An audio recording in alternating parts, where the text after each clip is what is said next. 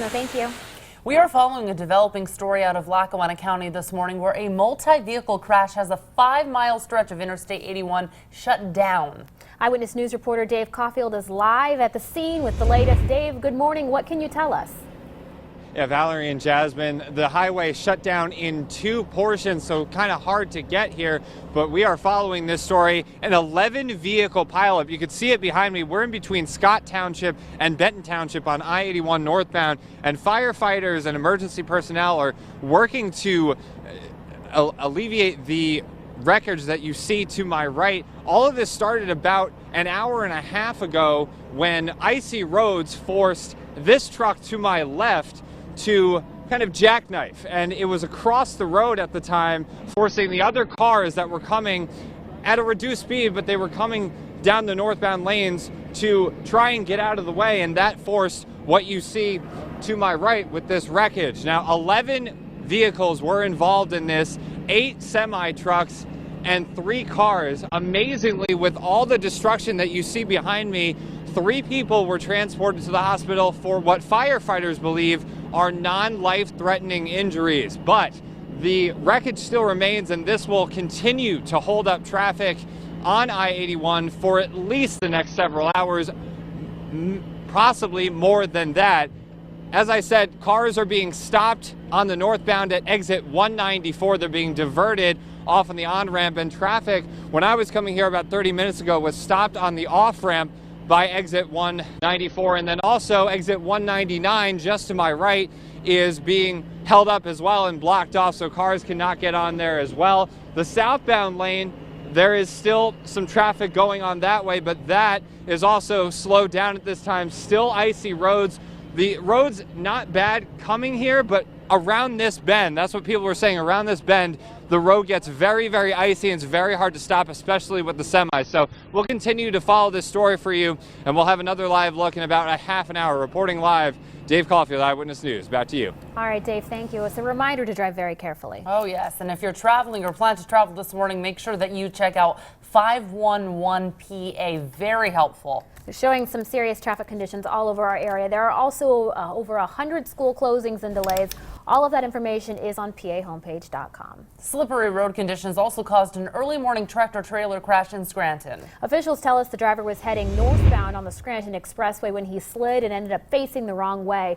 The big rig got caught on a guide rail, so crews have to remove it with a tow truck. Traffic was slowed for a short time, but no injuries were reported. And icy road conditions may be to blame for a late-night crash that shut down a highway in Luzerne County. A viewer sent us this photo of the crash. It happened around midnight on Interstate 81 northbound between the Wilkes-Barre and Highland Park Boulevard exits. The tractor-trailer jackknifed, blocking both lanes of traffic. No word on any injuries this morning, and that part of the highway has since reopened. A few flights have also been canceled this morning at the Wilkes-Barre Scranton International Airport. 2 departing American Airlines flights and 1 arriving flight to Philadelphia have been canceled, as well as a departing flight to Charlotte. A departing flight on Delta Airlines to Detroit has also been canceled, and there are several delayed flights, so make sure that you check the status of your flight before heading out to the airport this morning. People in Philadelphia tried to make the best of what Mother Nature has been dishing out. Flakes cloaked the campus of Temple University and along Main Street in Manayunk. A steady stream of fast-falling flakes blanketed old city streets and left roadways slushy. The code blue frigid weather alert in Lackawanna County is set to expire this morning. During the alert, the area shelters, open their doors during the day to supply an escape from the cold. But now, since temperatures are warming up, those shelters will go back to normal operations. The alert will end at 9 o'clock this morning. A fire department volunteer is due in court this morning to plead guilty to stealing thousands of dollars from a relief fund in Carbon County. Amanda Devine has agreed to pay back more than $32,000 that she's accused of stealing while serving as the Kidder Township Fire Department's Firefighters Relief Fund treasurer. After police arrested Devine back in September, township supervisors voted to shut down the fire company. Stay tuned to Eyewitness News throughout the day for the latest on this case. State police are now investigating a home invasion where 2 people were left tied up in their home in broad daylight. It happened along Sorper Road in Union Township, Luzerne County on Monday afternoon. Investigators say that 2 people went into the home armed with a gun and stole several items. Officials say a red-colored vehicle was seen leaving the area. If you have any information, please call police. Newly released surveillance video shows a serial robbery suspect during his 5th holdup.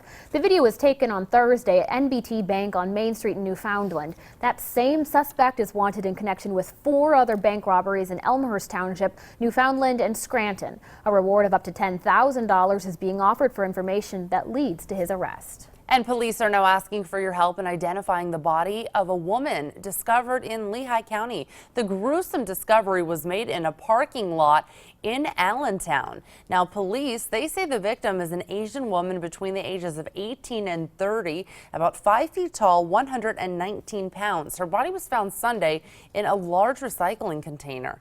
Anyone with information is asked to contact the Allentown Police Department or the Lehigh County Coroner's Office. People living in Hazelton will have to wait a bit longer to hear City Council's thoughts on a proposal that would require all future city employees to live within city limits. Council was expected to discuss the issue at last night's meeting, but it was tabled. At the moment, police and firefighters must live within 10 miles of the city in the event there is an emergency call. If the proposal is approved, all other employees, such as Public Works and City Hall workers, would also have to live in Hazelton. And Governor Tom Wolf will be signing his name to a new bill that will help help people with a minor criminal record to have the opportunity to join the state's workforce. It's called State Bill 166, and it will allow criminals who have served their punishment and remained free of arrest or prosecution for 7 to 10 years for a non-violent crime or low-level misdemeanor to petition a court to have their record expunged. A minor offense in a person's past can often serve as a continual barrier when seeking work long after they complete their sentence. We will have much more on this bill coming up on Eyewitness News at 11 a.m. this morning. While Hillary Clinton was campaigning in Nevada yesterday, her daughter was in our region. Chelsea Clinton attended a political fundraiser hosted by entrepreneur Christopher Jones at his home in Luzerne County. It was a private event, but we did see Chelsea's SUV arrive. Hillary Clinton has strong connections to this area and was in Scranton back in July. Republicans and Democrats are currently fighting over whether President Obama has the constitutional right to appoint a nominee of his choosing to replace Supreme Court Justice Antonin Scalia, who died over the weekend. Here in the Commonwealth, Senator Pat Toomey says there has been too much politicking following Scalia's death. He believes the decision should be made by the newly elected president, which would not be for another 11 months.